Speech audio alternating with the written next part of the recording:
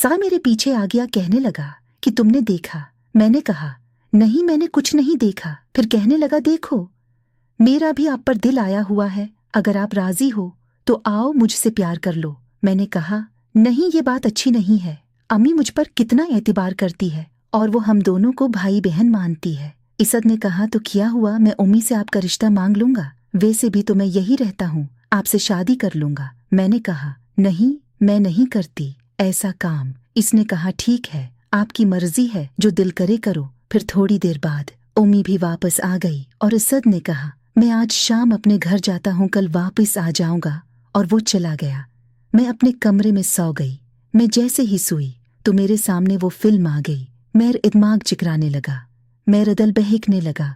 मेरा दिल कर रहा था कि अभी मैं वो सब करो जो फिल्म में हो रहा था। फिर जैसे तीसे करके सुबह हो गई और इसद भी आ गया। अगली रात इसद अपने कमरे में सोया हुआ था। मेरे ज़हन में फिर वही ख्याल आए हुए थे। मैं उठी और इसद के कमरे में चली गई। इसद को उठाया तो उसद खुशी से कहने लगा क्या हुआ यहाँ पर, किस लिए आई हूँ?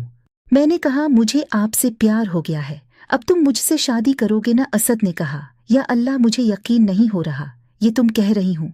मैंने कहा असद, तुम मेरे दिमाग में घूम रहे हो, आपके बगैर तो मुझे कुछ भी अच्छा नहीं लग रहा।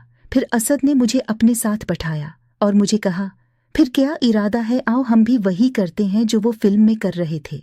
मैंने कहा नहीं, हम शादी के बाद ही करेंगे, अब बस अम्मी से मेरी शादी की बात करो। फिर उसने कहा यार कुछ नहीं, शादी तो हमारी वैसे भी हो जाएगी। अम्मी मना थोड़ा करे गई, अभी हम ये सब कर लेते हैं, आपको भी सुकून मिल जाएगा, मुझे भी। फिर मैं उसकी बातों में बहक गई और उसके साथ वो सब किया जो बीवी और शोहर करते हैं। रात को मैं अपने कमरे में चली आई। कुछ दिन गुजर गए। इसद ने शादी के बारे में कुछ नहीं कहा। दिन गुजरते गुजरते 1 माह गुजर गया और मुझे पता चला कि मैं प्रेग्नेंट हो गई हूँ। मैंने जल्दी से इसद को कहा मेरा तो ये हाल हो गया है, आप अम्मी से बात करो हमारी शादी की।